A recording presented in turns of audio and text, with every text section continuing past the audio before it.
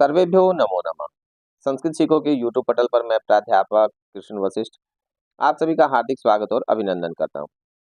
आज हम इस वीडियो में संस्कृत व्याकरण में अलंकारों को जानेंगे, समझेंगे।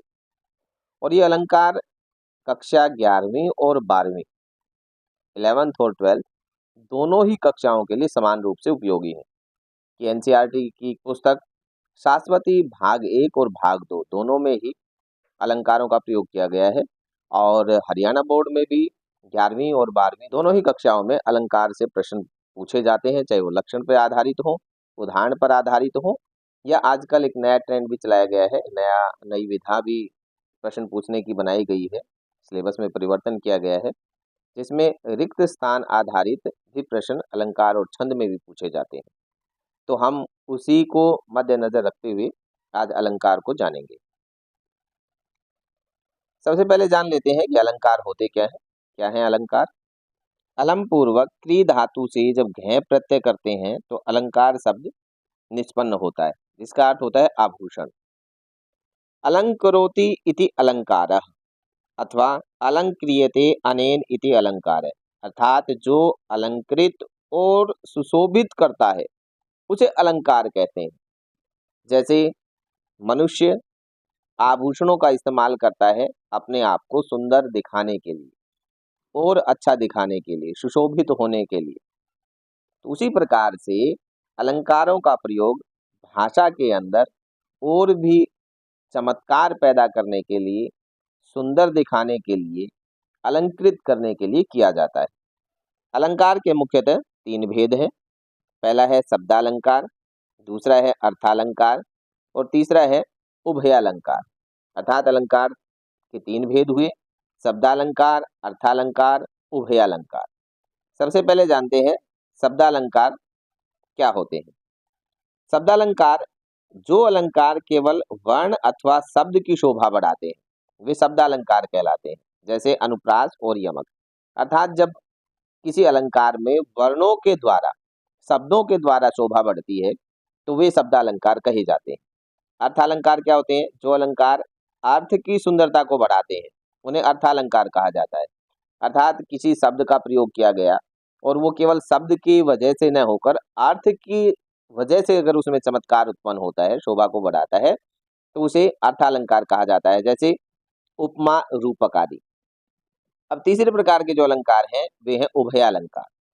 जो अलंकार शब्द और अर्थ दोनों में ही समान रूप से चमत्कार उत्पन्न करते हैं वे उभयालंकार। उभय का अर्थ भी 2 होता है, उभय 2 यानी कि दोनों, यानी कि शब्द और अर्थ दोनों में समान रूप से चमत्कार उत्पन्न करता है, वो अलंकार उभयालंकार कहलाता है।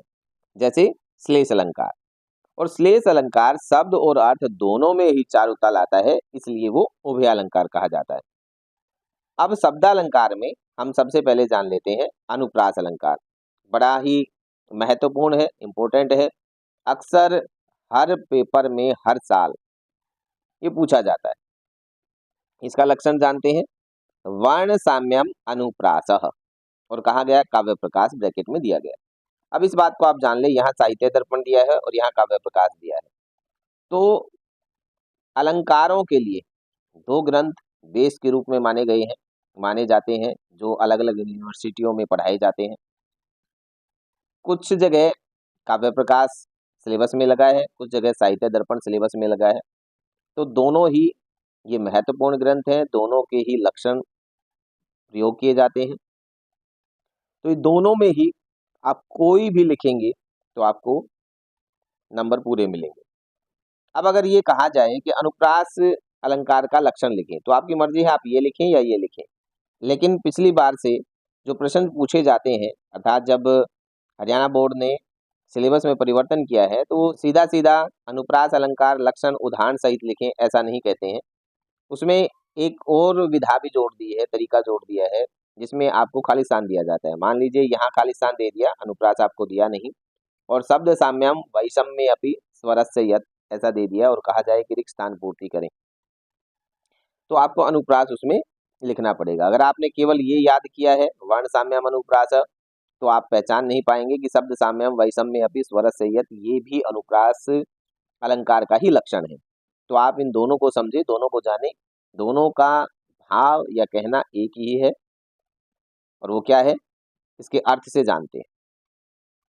वर्ण साम्यम अनुप्रासः, ये बात कही काव्य प्रकाश ने, अर्थात वर्णों की जहां समानता होगी वो अनुप्रास अलंकार होगा। साहित्य दर्पण में क्या कहा गया, अनुप्रासः शब्द साम्यम वैषम्य अपि स्वरस्य यत्।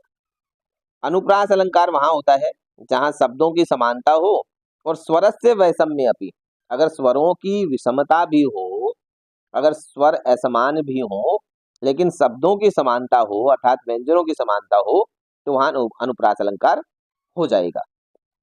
अब यहाँ कहा वर्णों की समानता, यहाँ स्वरों की बात ही नहीं की है, स्वरों की बात ही नहीं की है। तो आप ये समझें कि जब स्वरों की बात नहीं की है तो उनके होने या न होने से कोई फर्क नहीं पड़ेगा। इसलिए काव्य प्रकाश में लक्षण को छोटा कर दिया कि भाई हमने स्वरों से कोई लेना देना ही नहीं है, वो चाहे हो या न हो या समान हो या विषम हो, तो हमें उनके विषय में कहने की जरूरत नहीं। बात इतनी सी है, बात यही है, ये भी यही कहता है कि वर्णों की जहां समानता हो, और ये भी यही कहता है कि वर्णों की समानता हो, स्वर चाहे विषम भी हो समान न भी हो, तो भी अनुप्रास अलंकार होगा। बस इसमें थोड़ा सा विस्तार कर दिया और इसमें जो कहने वाली बात थी वो कह दी और न कहने की जरूरत थी वो छुपा दी गई या नहीं गई। हिंदी में भी अर्थ देखें, जहां स्वरों के असमान होने पर व्यंजनों अथवा शब्दों की एक या एक से अधिक बार आवृत्ति अर्थात समानता होती है, तो वहां अनुप्रास अलंकार होता है। यानी कि या तो एक बार आए या एक बार से अधिक बार आए, अनेकों बार आए, तो भी वहां अनुप्रास अलंकार हो जाएगा। उदाहरण से इसको समझते हैं। पहला उदाहरण है, ये कक्षा 11वीं से है, 11वीं कक्षा में ये श्लोक आया है। वहंती वर्षंती नदंती भांति ध्यायन्ति नृत्यन्ति समाश्वसन्ति नद्यो गना मत्त गजा वनांता प्रिया विहीना सिखिना प्लवंगा। अब इस उदाहरण में आप देखिए व, न, त और य वर्णों की बार बार आवृत्ति हुई है। व आ गया। अब देखो त वर्णों की अंति, अंति न और त दोनों वर्णों की आ गई, अंति अंति यहाँ भी, यानी कि आधा न और त, आधा न और त, न और त वर्णों की बार बार आवृत्ति आई। अब यहाँ बात आएगी कि आधे को हम क्यों ले रहे हैं, कि हमने छंदों में तो पढ़ा था कि आधे को नहीं लेते, लेकिन यहाँ इसलिए ले रहे हैं कि यहाँ कहा कि स्वरों की कोई महत्ता नहीं है, स्वर चाहे समान हो या समान न भी हो, केवल वर्णों की बात है। इसीलिए यहाँ आपको व न त में हल दिखाई दे रहा है, अर्थात इसमें स्वर नहीं है, केवल हमने व्यंजनों की ही आवृत्ति को देखना है। अगर व्यंजनों की आवृत्ति बार बार हो रही है तो वहां अनुप्रास अलंकार हो जाएगा।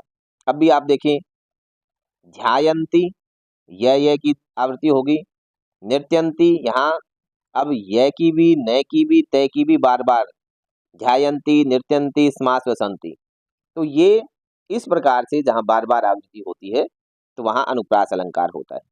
अब एक और उदाहरण देखें। दूसरा उदाहरण है, ये कक्षा 12वीं से है, और आप किसी भी किताब में आप देखोगे, किसी भी बुक में देखोगे, गाइड में देखोगे, तो ये उदाहरण अनुप्रास अलंकार के लिए प्रयोग नहीं किया गया है। उसका कारण भी मैं बता देता हूँ। ये मानसम मानसम, ये जो उदाहरण है ये यमक अलंकार के लिए लिया गया है, लेकिन मैंने इसको इसलिए रखा है कि हम इस उदाहरण को 3 जगहों पर इस्तेमाल कर सकते हैं।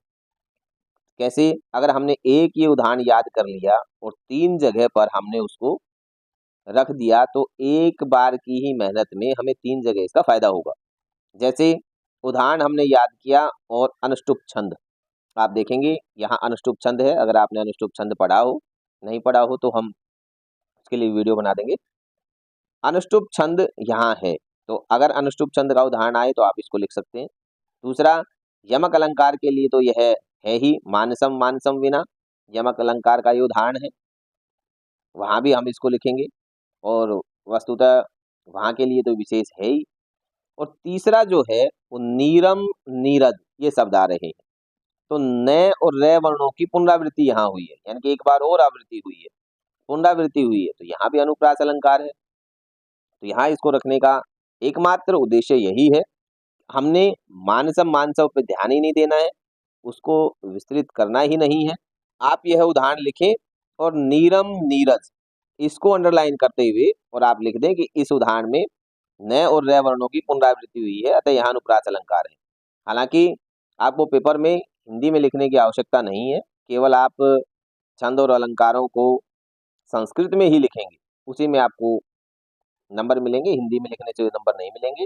लेकिन अगर आप कोई भी उदाहरण लिखकर उसकी संगति दे देते हैं, अर्थात वो किस प्रकार से आपने उसमें समझा है, इसमें अलंकार कैसे आया, कौन सा अलंकार आया, अगर आप उसको लिख देते हैं, हिंदी में भी वर्णन कर देते हैं, तो सोने पे सुहागा होगा और एग्जामिनर पर उसका अच्छा इम्पैक्ट जाएगा और आपको पूरे नंबर मिलेंगे।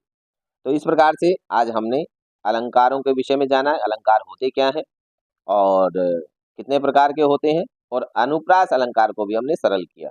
तो आप वीडियो को लाइक करें, शेयर करें, चैनल को सब्सक्राइब करें, मित्रों के साथ इस वीडियो को भी शेयर करें। मिलते हैं अगली वीडियो में अगले अलंकार या छंद के साथ। तब तक के लिए नमस्कार।